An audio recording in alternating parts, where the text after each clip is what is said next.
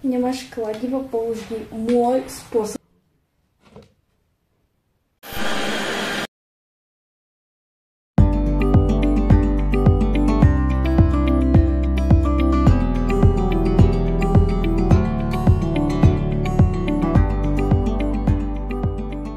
Ahojte, vítajte na tomto videjku, kde si poskladáme môj kozmetický stolek, na ktorý som sa fakt strašne tešila. Konečne mi dneska prišiel, mám to ako odmenu za to, že ma prijali na školu, na ktorú som strašne chcela ísť, akože tú hlavnú. Takže ideme ho poskladať spolu. A to, čo som sa tu takto nadrapovala, ono to má viac jak 25 kg, ono to je strašne ťažké. Takže dúfam, že to skladanie nebude také ťažké, jak je ten nábytok ťažký. Dúfam, že si to pochopili.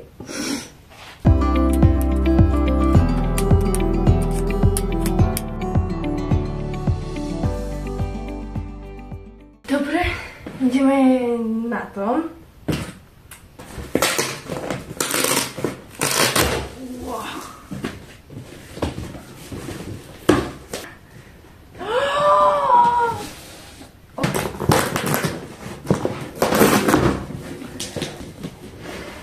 Voilà. To je aké pekné. Idem to opatrne orezať túto fóliu.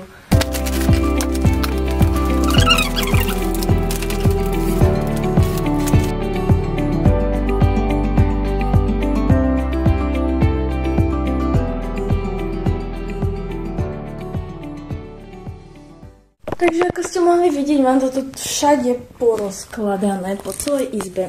Ale ideme už na to najhlavnejšie, a to je skladanie. Ja sa teším, ale bojím sa, že tam spravím niečo zlé. Ale ja verím, že som šikovná, že to zvládnem. Ja tomu verím. Teraz tam potrebujem túto plastovú debilnosť. Tak to vyzerá, ne? Som ešte nevedela, že každá tá súčiastka je označená písmenkami a ja som to tam hľadala jak nejaká šišina. Spravila som jednu takú bolajnicu, lenže som zistila, že k tomu treba aj vrtačku. Asi to nebudem robiť úplne sama a budem musieť počkať, kým príde niekto domov. Mala vsúka, keďže sme išli niečo vybaviť, takže v tom je ten háčik, že som to nerobila úplne celý deň.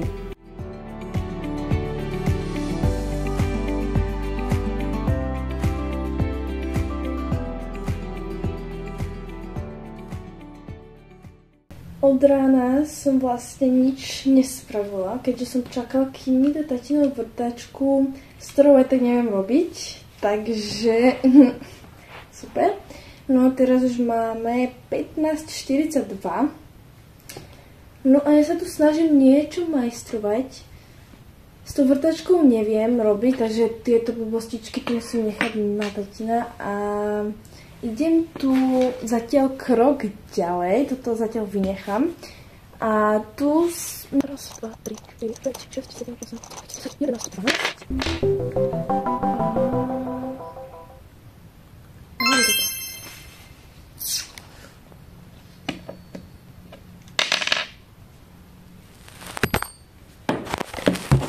Super, ešte je mobilný kidol.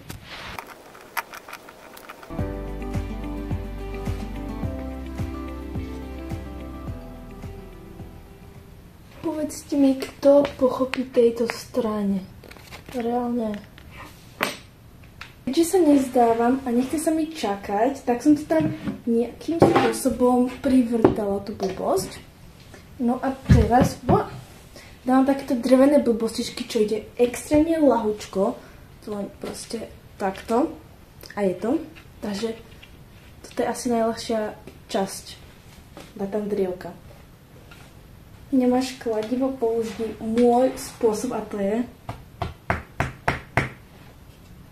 A je to? Už sa to pomaličky rysuje. Tak toto vyzerá.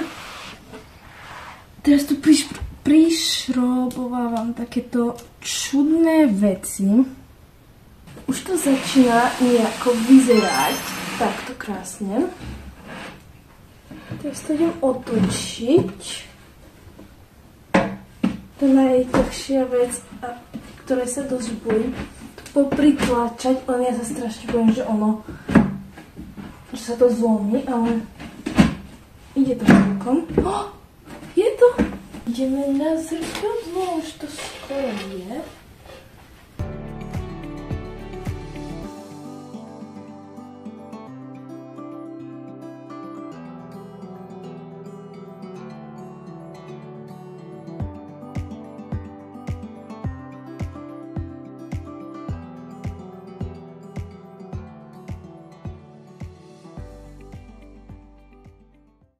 Ahojte, zdravím vás u druhého dňa.